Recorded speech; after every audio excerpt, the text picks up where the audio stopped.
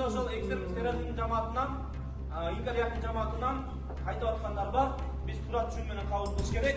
Анан кылганда силерге да бир эскертүү, өзүңүздөр билесиздер.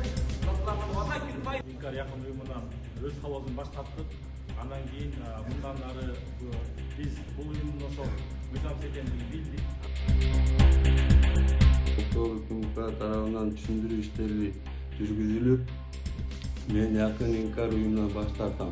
Мен Якын Инкар уюмунан баш тарттым. Якын Инкар уюмунан өз каалоом менен баш тартам.